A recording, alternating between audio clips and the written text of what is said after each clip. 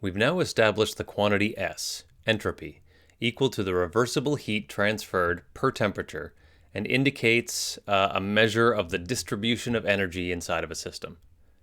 Spontaneous processes are those that increase entropy.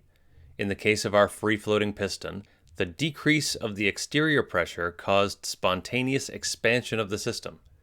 An increase of the exterior pressure caused a spontaneous expansion of the surroundings. For a reversible process, the pressures are never out of equilibrium, so the change in entropy of the system is equal to the negative change in entropy of the surroundings. We can usually consider the surroundings to be so much larger than the system that it can deliver or absorb heat from the system without any change to the surrounding temperature. So the change in entropy of the surroundings equals the negative of the heat transferred from the system per temperature. Now that's for a reversible process, but as we've said, all real processes are irreversible. That's why it's so convenient that entropy is a state function. It's path independent.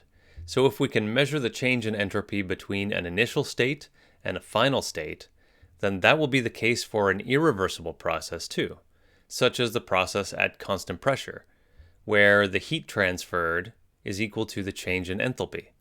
And so, the change in entropy of the surroundings is equal to the negative change in enthalpy of the system at that constant temperature.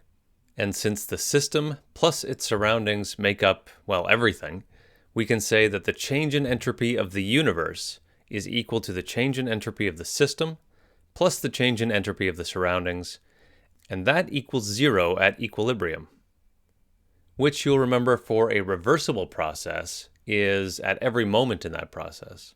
For irreversible processes, we're going to move out of equilibrium. And for any spontaneous process, the change in entropy has to rise.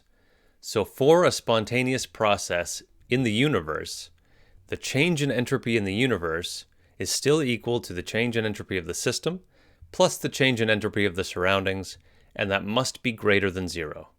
This is our expression for the second law of thermodynamics, that all real processes occur spontaneously in the direction that increases the entropy of the universe.